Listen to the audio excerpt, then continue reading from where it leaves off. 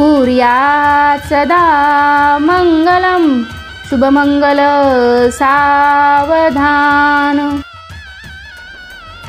श्री स्वामी समर्थ। नमस्कार, मी मंगल तुम्हा सर्वांचं नवीन एका व्हिडिओमध्ये अगदी मनापासून खूप खूप स्वागत करते। तर आजच्या व्हिडिओमध्ये मी तुम्हाला तुळशी विवाह अगदी सोप्या पद्धतीने आणि पारंपरिक पद्धतीने कसा करायचा हे दाखवणार आहे। म्हणजे दिवाळी संपली की सर्वजण वाट पाहतात तुळशीच्या लग्नाची। कार्तिक शुद्ध द्वादशीला गोरस मुहूर्तावर तुळशी विवाह केला जातो। पण कार्तिक शुद्ध द्वादशी ते कार्तिक पौर्णिमेपर्यंत या वेळामध्ये ज्यावेळी शक्य होईल तेव्हा तुम्ही तुळशीचे लग्न लावू शकता। यावर्षी बुधवार दिनांक 13 नोव्हेंबर पासून तुळशी विवाह प्रारंभ होत आहे ते शुक्रवार दिनांक 15 नोव्हेंबर पर्यंत तुम्ही कधीही तुळशी विवाह करू शकता। तुळशी विवाहाचा शुभ मुहूर्त सांगायचा झाला तर वैदिक पंचांगानुसार यंदा कार्तिक शुक्ल द्वादशी तिथी 12 नोव्हेंबर रोजी दुपारी 4:04 सुरू होणार आहे, तर ती दुसऱ्या दिवशी 13 नोव्हेंबर रोजी दुपारी 1:01 संपणार आहे। तर उदय तिथीनुसार तुम्ही 13 नोव्हेंबर रोजी तुळशी विवाह साजरा करायचा आहे।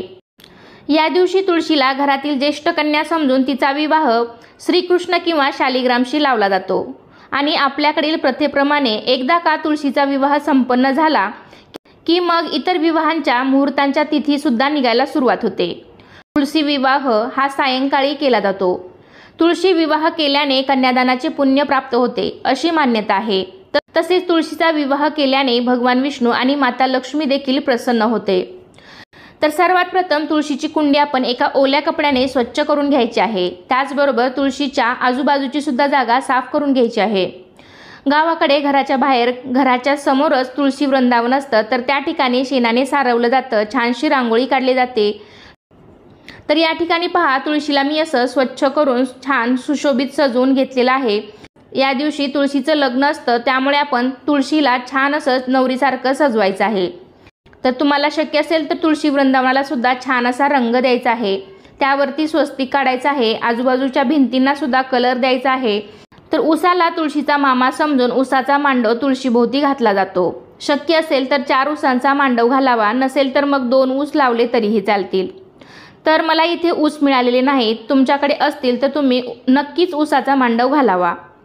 आता आपण लगेचच विवाहाला सुरुवात करूया। कोणतीही पूजा आपण अग्नीच्या साक्षीने करत असतो, तर त्यामुळे चौरंगावरती थोड्या अक्षता ठेवून त्यावरती मी इथे एक दिवा ठेवलेला आहे, तर तो दिवा प्रज्वलित करून दिव्याची देखील हळदी कुंकू अक्षता फुलं वाहून पूजा करायची आहे। दिव्याची पूजा करत असताना शुभम करोती कल्याणम आरोग्यम धनसंपदा शत्रुबुद्धी विनाशाय दीपज्योती नमस्तुते दिव्याची पूजा करत असताना म्हणू शकता।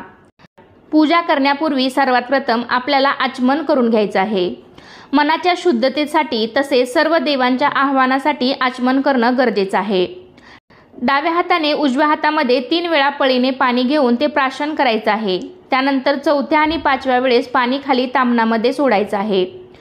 आचमन करत असताना भगवान विष्णूंची कोणतीही 5 नावे तुम्ही घेऊ शकता। त्यानंतर सर्वात आधी आपण अक्षता तयार करून घेणार आहोत। तर एका वाटीमध्ये मी ते तांदूळ घेतलेले आहेत, त्यामध्ये हळदी कुंकू टाकून अक्षता तयार करून घेतल्या आहेत। तर त्यानंतर आपण कलश मांडणी करून घेऊया। तर एका प्लेटमध्ये मी तांदूळ घेतलेले आहेत आणि त्या तांदळावरती थोडंसं हळदी कुंकू टाकून त्यावरती मी कलश स्थापन करणार आहेत। तर तुम्ही चौरंगावरती स्वस्तिक किंवा अष्टदल कमल काढून देखील कलश स्थापन करू शकता, पण असं प्लेटमध्ये जर तांदूळ ठेवले तर पूजा उचलताना ते अगदी आपल्याला सोपं जातं। तर एका स्वच्छ कलशामध्ये 80 ते 90% पाणी भरून घेतलेलं आहे, त्यावरती स्वस्तिक आणि 5 नाम देखील मी आधीच ओढून घेतलेले आहेत। कलशामध्ये हळदी कुंकू अक्षता, 1 सुपारी, नाणं, फूल हे सर्व टाकून घ्यायचं आहे। कलशावरती तुम्ही आंब्याचा डहाळा किंवा आंब्याची 5 पाने किंवा नसतीलच आंब्याची पाने तर विड्याची 5 पाने देखील तुम्ही ठेवू शकता। त्यानंतर नारळाची शेंडी वरती येईल अशा पद्धतीने कलशावरती नारळ ठेवायचा आहे। तर इथे मी चौरंगावरती जोड विड्याची पाने ठेवून त्यावरती अक्षता ठेवलेल्या आहेत। त्या ठिकाणी आपण गणपती बाप्पांची स्थापना करणार आहोत, पण त्यापूर्वी गणपतीला आपण स्वच्छ पाण्याने पंचामृताने अभिषेक करून घेणार आहोत। तर सर्वात आधी गणपतीला शुद्ध पाण्याने नंतर पंचामृताने स्नान घालायचं आहे। गणपतीचा अभिषेक करताना तुम्ही गणपतीचा कोणताही मंत्र म्हणू शकता किंवा अथर्व शीर्षाचे पठण सुद्धा तुम्ही करू शकता। वक्रतुंड महाकाय सूर्यकोटी समप्रभ निर्विघ्नं कुरु मे देव सर्व कार्येषु सर्वदा। त्यानंतर गणेश मूर्ती एका स्वच्छ कपड्याने कोरडी करून ती चौरंगावरती स्थापन करायची आहे। तर याच पद्धतीने आपण बाळकृष्णाला सुद्धा अभिषेक करणार आहोत। सर्वात प्रथम शुद्ध पाण्याने नंतर पंचामृताने अभिषेक करायचा आहे। नंतर एका पळीमध्ये हळदी कुंकू अक्षता फूल घ्यायचं आहे आणि त्या पाण्याने सुद्धा बाळकृष्णाला स्नान घालायचं आहे। ओम श्री कृष्णाय नमः, ओम नमो भगवते वासुदेवाय नमः यापैकी कुठल्याही मंत्राचा तुम्ही जप करू शकता। तर या दिवशी तुळशीचे लग्न बाळकृष्ण किंवा शालिग्रामशी लावलं जातं। तुमच्याकडे शालिग्रामची मूर्ती नसेल तर मग आपल्या देवघरातील बाळकृष्णाची मूर्ती घेतली तरी पण चालेल। तर या ठिकाणी मी तुळशीच्या बाजूला एका पिवळ्या वस्त्रावरती जोडविड्याच्या पानावरती थोड्या अक्षता ठेवून त्यावरती बाळकृष्णाची मूर्ती ठेवलेली आहे। तुळशीला जसं आपण छान साडी नेसून घेतलेली आहे त्याचप्रमाणे बाळकृष्णाला सुद्धा आपण छान ड्रेस वस्त्र वगैरे घालून घ्यायचं आहे। तुमच्याकडे असेल तर तुम्ही अवश्य घाला। तुळशीप्रमाणेच बाळकृष्णाला सुद्धा आपण छान असं सजवून घ्यायचं आहे। तर इथे आपण गणपती बाप्पांना आणि बाळकृष्णाला स्नान घालून झालेलं आहे। आता आपण त्यांची विधिवत पूजा करूयात। तर कोणतीही पूजा करण्याआधी आपण विघ्नहर्त्या गणपती बाप्पाची पूजा करतो। तर गणपतीला चंदन हळदी कुंकू अक्षता फुलं वाहून गणपती बाप्पांना औक्षण करायचं आहे। कापसाचे वस्त्र किंवा वस्त्रमाळ आपण म्हणतो तर ते अर्पण करायचं आहे। गुळ खोबऱ्याचा नैवेद्य देखील आपण ठेवायचा आहे। नैवेद्यम समर्पयामी। त्यानंतर आपण कलश पूजन करून घेणार आहोत। तर कलशाला देखील हळदी कुंकू लावून अक्षता वाहून एक फूल व्हायचं आहे आणि कलशाला देखील औक्षण करून घ्यायचं आहे। याच पद्धतीने आपण बाळकृष्णाची देखील पूजा करायची आहे। बाळकृष्णाला चंदन हळदी कुंकू लावायचं आहे, अक्षता व्हायच्या आहेत, फुलं व्हायची आहेत आणि औक्षण करायचं आहे। तर या दिवशी तुम्हाला तुळशीला आणि बाळकृष्णाला जेवढे छान सजवता येईल तेवढे छान असं सजवायचं आहे। कारण या दिवशी त्या दोघांनाही वधूवराचा मान दिला जातो आणि त्यांचे लग्न लावलं जातं।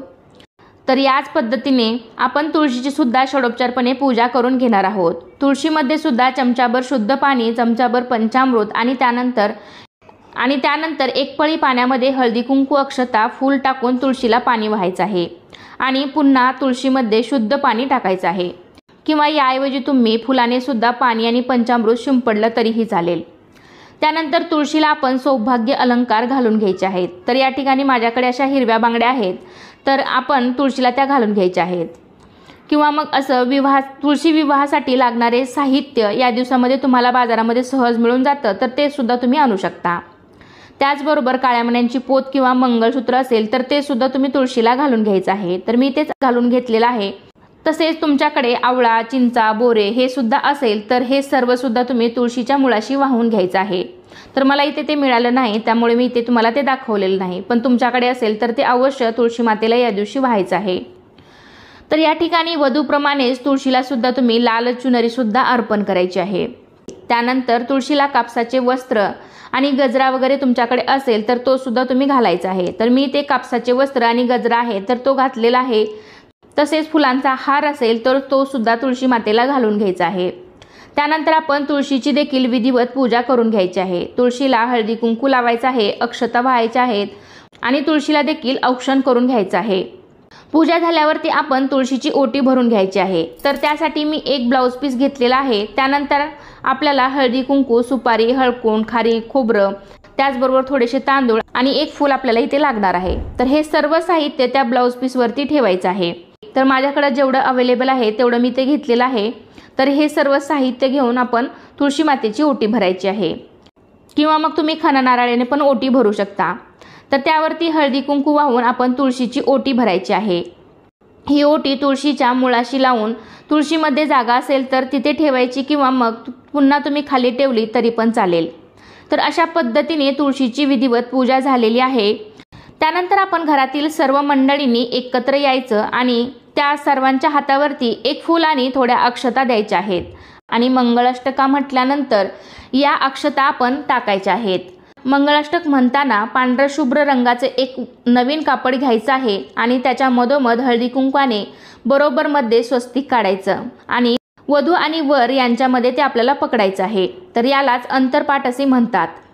त्यानंतर मंगळाष्टक म्हणायचं आहे। तुम्हाला जे येत असेल तर ते मंगळाष्टक तुम्ही म्हणू शकता। स्वस्ति श्री गणनायकं गजमुखं मोरेश्वरं सिद्धिदं बल्लाळो मुरुडं विनायकमहं चिन्तामणिस्थेवरं लेण्याद्रिं गिरिजात्मकं सुरवरदं विघ्नेश्वरं ओजरं ग्रामे राञ्जनं संस्थितं गणपति कुर्यात् सदा मंगलम शुभमंगल सावधान। तर या ठिकाणी व्हिडिओ फार मोठा होईल, त्यामुळे मी एकच मंगलाष्टक म्हणून दाखवलेला आहे। या ठिकाणी तुम्ही 3, 5, 7 एवढ्या सुद्धा मंगलाष्टिका म्हणू शकता। मंगलाष्टकाचं पुस्तक सुद्धा मिळतं किंवा मोबाईलवरती सुद्धा तुम्ही लावून मंगलाष्टक म्हणू शकता। मंगलाष्टक म्हणून झाल्यानंतर लगेचच घरातील मंडळींनी जे काही वाद्य वाजवण्यासाठी घेतलं असेल, ताट आणि आपण चमचा घेतो तर ते घेतलं असेल तर ते वाजवायचं आहे, किंवा मग तुम्ही फटाके वगैरे असतील तर ते फटाके सुद्धा फोडायचे आहेत। आणि सर्व झाल्यानंतर मग तुम्ही तुळशीसाठी जो कोणताही नैवेद्य घेतला असेल तर तो नैवेद्य दाखवायचा आहे। तर इथे मी फळे आणि फराळ असा नैवेद्य घेतलेला आहे। तर अनेक जण या दिवशी खास तुळशीच्या लग्नासाठी वेगळ्या अशा करंज्या किंवा एखादा गोडाचा फराळाचा पदार्थ बनवतात, तर तो सुद्धा तुम्ही या दिवशी बनवून त्याचा पण नैवेद्य दाखवू शकता। शेवटीच घरातील सर्व मंडळींनी सर्वांनी मिळून मनोभावे नमस्कार करायचा आणि मग सर्वात शेवटी आपण गणपतीची आणि मग नंतर तुळशी मातेची आरती करायची आहे। तुळशीची आरती तुम्हाला येत नसेल तर तुम्ही मोबाईलवर यूट्यूबवरती तुम्हाला सहज मिळून जाईल, तर ती लावून सुद्धा तुम्ही आरती करू शकता। तर अशा प्रकारे हा विवाह सोहळा संपन्न होतो। तुळशीचा विवाह भगवान विष्णूच्या रूपात शालिग्रामशी लावण्यात येतो। तुळशी विवाह केल्याने वैवाहिक जीवनातील अडचणी दूर होतात, त्याचप्रमाणे भगवान विष्णू आणि लक्ष्मी प्रसन्न होते। तर अशा प्रकारे तुम्ही सुद्धा तुमच्या तुळशीचा विवाह अगदी थाटामाटात साजरा करा। तर आजचा व्हिडिओ इथे संपतोय। तर कसा वाटला तुम्हाला आजचा व्हिडिओ नक्कीच मला कमेंटद्वारे सांगा। व्हिडिओ आवडला असेल तर व्हिडिओला लाईक करा, तुमच्या फ्रेंड फॅमिलीमध्ये शेअर करायला विसरू नका।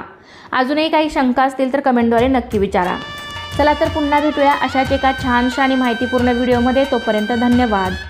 सर्वांना श्री स्वामी समर्थ।